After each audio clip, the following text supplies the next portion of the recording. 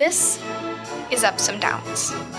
In the nearly 2.5 centuries of its existence, the most famous derby at this racecourse in England was held on the 4th of June, 1913. And that's not remembered for the winning horse. The race began after King George V arrived, probably hoping his horse Animer would win. The king's horse was trailing. Suddenly, a woman ducked under the railing of the stands and stepped in front of the king's horse. In a dramatic instant, the sheer force of a 1,000-pound thoroughbred galloping at nearly 40 miles an hour knocked the petite woman off her feet, hurling her violently onto the ground several feet away.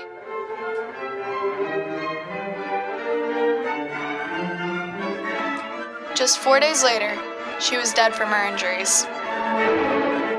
What led Emily Wilding Davison to such an act? To explain that, we have to take you back a few more years. The struggle for women's suffrage began in Britain in the late 19th century. The demand for women's vote, however, fell on deaf government ears for decades. Regardless of party, the Parliament and the Prime Ministers remained oblivious. The British democracy appeared to be of men, by men, and for men. In 1903, Women's Social and Political Union was established at the home of Mrs. Emmeline Pankhurst in Manchester, England, today a museum called the Pankhurst Centre. This was a different suffragist organization. It was given to action. Deeds, not words, said Mrs. Pankhurst. Her 3 daughters, Christabel, Sylvia, and Adela, stood shoulder to shoulder with her. One of the first acts of militancy was when 2 girls of the WSPU disrupted an election gathering of the Liberal Party, expected to win the elections of 1905. The girls unfurled a Votes for Women banner and repeatedly asked the leaders if they would grant vote to women if returned to power. They did not get an answer, but they did get jail time.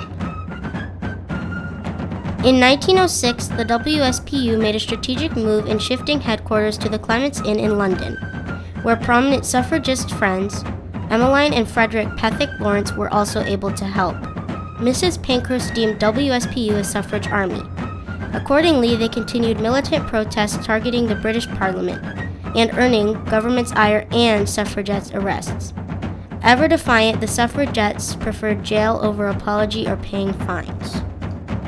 To a section of the press and public, the suffragettes were frequent targets of ridicule, but they took it in a stride. They accepted and adopted the title suffragette that was coined by the press as a diminutive to distinguish them from the more pacific and recognizable suffragists. In 1908, increasingly weary of the suffragette efforts to enter and disrupt the Parliament, the government revived the tumultuous Petitions Act that dated back to the time of Charles II, that stated that the number of people bringing a petition to the King or Parliament could not exceed 12.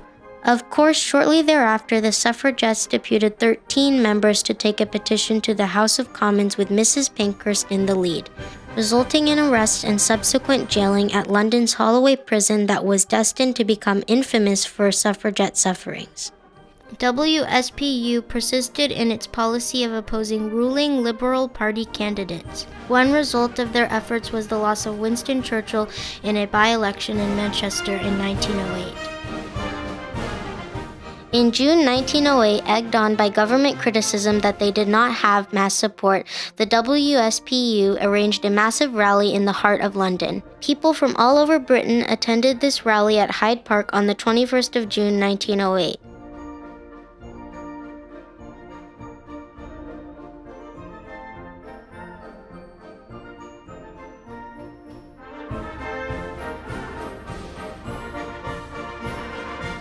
In July 1908, many suffragettes were arrested outside the Parliament after Prime Minister Asquith refused to see the so-called indomitable deputation of 13 suffragettes. Around the same time, the suffragettes also came up with a new tactic, that of breaking windows. Mary Lee and Edith New were the pioneers, and their first target was the Prime Minister's residence at 10 Downing Street. Although this act was not endorsed by Mrs. Pankhurst, she did stand by her fellow suffragettes by this new form of protest. In her book, My Own Story, she states that the smashing of windows is a time-honored method of showing displeasure in a political situation. And she also declares that window breaking, when English men do it, is regarded as an honest expression of political opinion. Window breaking when English women do it is treated as a crime. In the autumn of 1908, the WSPU gave a call to the general public to help suffragettes storm the House of Commons. On October 11th, Mrs. Pankhurst, Christabel Pankhurst, and Mrs. Drummond addressed a large crowd at London's Trafalgar Square. The next day, they were served a notice by the police that they had been guilty of conduct likely to provoke a breach of peace by inciting the public to do an illegal act. They were prevented from participating in the October 13th demonstration. A high-profile trial ensued in which David Lloyd George, Chancellor of Exchequer, and Herbert Gladstone, Home Secretary, appeared as witnesses on behalf of the government. The suffragettes lost the case. Mrs. Pankhurst and Mrs. Drummond were sentenced to 3 months imprisonment, Christabel Pankhurst to 10 weeks. In June 1909, a suffragette by the name of Miss Wallace-Dunlop stamped the English Bill of Rights on a wall of the House of Commons. She was sentenced to prison for 1 month and given the lowest class in prison. As soon as she arrived at the Holloway prison, she demanded that she be treated as a political prisoner, not as a common criminal. She refused to touch food until the government gave her the same class as political prisoners. This was the first suffragette hunger strike. Several days later, due to her worsening health, the government had to yield and let Mrs. Wallace-Dunlop go free. This led to a spate of suffragette hunger strikes. The government was becoming more and more helpless. They decided on forcibly feeding the suffragettes. Of all the indignities let loose by the government on the women, this was perhaps the worst. But the suffragettes resisted it passionately. During her imprisonments, Mrs. Pankhurst herself participated in several hunger strikes and resisted force feeding, once leading to a near-death experience. Some suffragettes went as far as going on thirst strikes and sleep strikes. When the government saw itself losing, it resorted to drugging the suffragettes for forcible feeding. And I was in prison for several weeks, I'm not quite sure how many, being forcibly fed before I was sentenced. They were drugging us.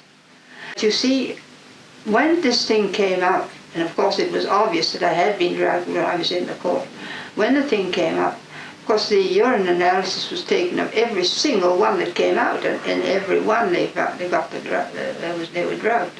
The WSPU continued to build support in London. They had started in a meager office at Clement's Inn that grew to occupy 27 rooms. It had many supporters in the public and aristocracy. All members were volunteers, and everything was done with military-like precision. The organization always stood by its members. The imprisoned suffragettes received a grand welcome when they were released. For example, when Edith New and Mary Lee were released from the Holloway prison, they were taken to a reception hall in a large procession, and their carriage was drawn not by horses but by the suffragettes themselves. In 1911, at the time of the coronation of King George V, the suffragettes took out a grand procession, the Prison to Citizenship pageant, that brought a great deal of awareness to their cause. Prime Minister Asquith and Liberal Party stalwarts continued to try to break the suffragette will. In 1913, the Prisoners' Temporary Discharge Bill was passed, designed to imprison suffragettes, release them at will, and imprison them again at will. The suffragettes dubbed it the Cat and Mouse Act. In 1913, the government also raided the suffragette newspaper and tried to create hurdles in its publication. Nothing stopped the suffragettes. They courted arrests. They heckled politicians, denied their authority, campaigned against them, damaged their golf courses, and smashed their windows. They refused to participate in the national census of 1911. Theatre Royal burned in Dublin, Bath Hotel in Felixstowe, and there were other fires. In 1913, there was an explosion at Mr. Lloyd George's under-construction house. Mrs. Pankhurst was blamed for inciting it and was sentenced to jail. In June 1913 came the widely attended funeral of Emily Davison, a passionate suffragette. The same young woman at Epsom Downs, Derby, who died in trying to focus the king's and nation's attention on the suffragettes. Though she received hate mail from the anti-suffragists on her deathbed, hers was a tragedy that did bring national empathy to the suffragette cause. By late 1914, the government was caving in. In the last paragraph of her book, written in 1914, Mrs. Pankhurst says, "Our battles are practically over, we confidently believe." Confident in this belief, and in the face of a war that was later to be known as the First World War, the WSPU declared a hiatus from domestic militancy. Mrs. Pankhurst was correct. In 1918, property-owning women over 30 were granted the right to vote. In 1928, all the British women got the right to vote. Although the suffragette fight was focused on the vote, it had a larger meaning: women's equality. There were many ups and downs, many triumphs followed by tragedies, and many tragedies followed by triumphs. In the end, however, the British suffragettes came out triumphant, and this was not just a victory for the British, but for all the women of the world.